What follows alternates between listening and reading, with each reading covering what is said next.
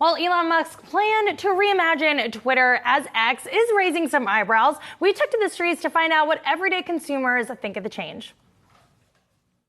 It's like the Max rebrand. Like, no one's calling it Max. Everybody's still calling it HBO. Like, no one's going to call this X. Yeah, we're all still calling it Twitter. I feel like they should keep that as the bluebird icon because it's so iconic, and that's what you relate to Twitter as, like, the little bird tweets. And I don't think an X has that same impact. I feel like brand recognition is important. I'm not sure why you would change something after, has it been 15 years of Twitter? I don't know. It seems silly. I definitely think that the tweet and the bluebird are very iconic, so I'm sad to see it go. You can't say tweets anymore. Like, you shouldn't say tweets, and they'll have to shift to something else.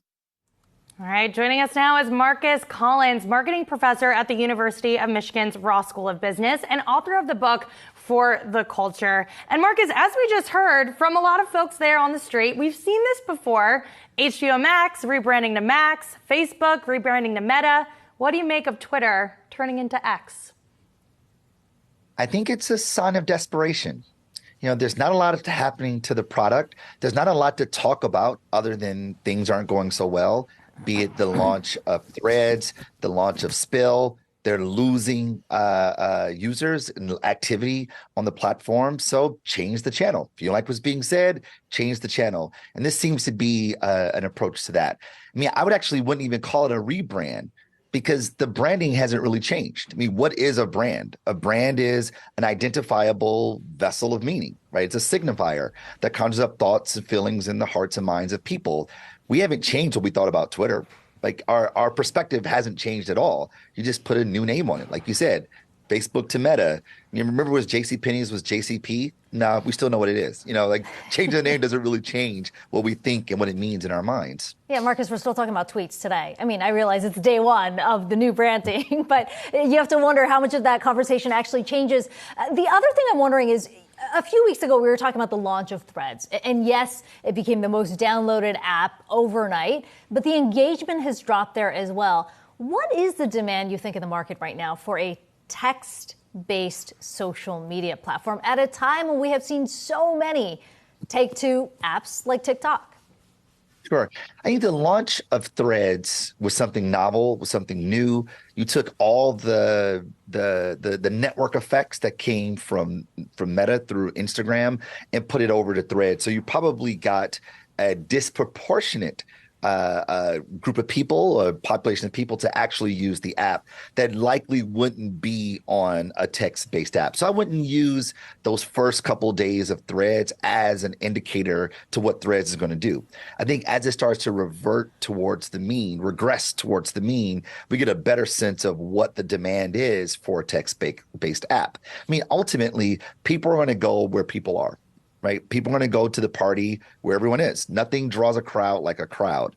And even though people may descend on a place and there'd be a lot of activity, it's natural for the novelty to wear off and you get sort of the core base users. So I would say you give Threads a little bit more time. But Twitter, we know what we got here. It's been a constant decline on the platform, especially when it's become the ownership of Elon Musk. I mean, this is the hobby of Elon Musk.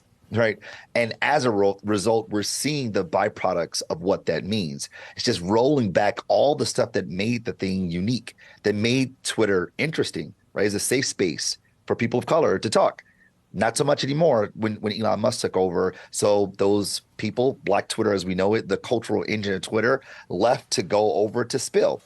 Right. We start to see, civil liberties being rolled back as well on Twitter through censorship. You go, is this the place that we want to be? And there's no changes to the product, no material changes to the product. And therefore, it doesn't change what it means in our minds. And as a result, we don't see much of a change with this name changing. And Marcus, I want to pick up on that point because we did see a lot of advertisers pull back on their ad spending on Twitter. So it sounds like from your view, you think this rebrand, it's not going to help from an ad spending perspective because at the end of the day, it's still under Elon Musk's ownership. You're not saying, you put lipstick on a pig. It's kind of what this is. In a lot of ways, the advertisers are going to go where the people are. And if people are leaving the platform, then the platform is no longer as compelling to the advertisers, right? Advertisers are meant to avert to get people's attention. So they're going to go where the people are. And if people are leaving, the advertisers are going to leave also. And if it's not a safe space for the brands, that is these advertisers, to show up, then they go, this isn't the right environment for us to be. And we see advertisers leaving the platform for all the reasons that we know. Look, this isn't going to be the death of Twitter. I think that's probably a little too a little too far-fetched. However, Twitter is not going to be what it's been. It's losing that, right? And as a result, we're going to look at Twitter differently. They won't be competing against the TikToks, the Facebooks, the Metas, I mean, the Instagrams of the world. It'll be more like competing against Truth Social, unfortunately. Feels like more fragmentation ahead. Marcus, this idea of a super app. You know, we have seen it all play out over in China with Tencent's WeChat. It feels like Twitter X is hinting at that yet again. Is there a demand for that? I mean, are users asking for that? A space where not only you can post social media posts, post photos, post audio, but also bank, purchase other objects. I mean, is there a need for that or a demand for that, at least if we're talking just in the U.S. market? Yeah, it's a compelling proposition, but I don't think that the temperament of the United States will welcome a company to have that much of an aggregation of our information, of our stuff, and our day-to-day lives. I think there's too much cynicism in the disposition of the United States for us to trust one company to have all those things. I mean, this is what was really at play here when it comes to a super app. It's trust. And I love this construct for trust. It says that trust is the mechanism that absorbs uncertainty.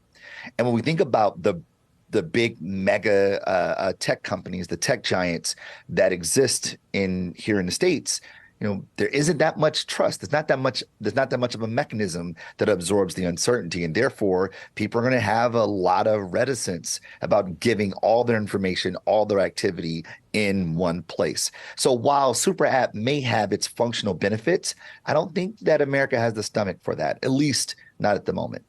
Trust continues to be very important for consumers. Marcus Collins, professor at University of Michigan and author of For the Culture. Thanks so much.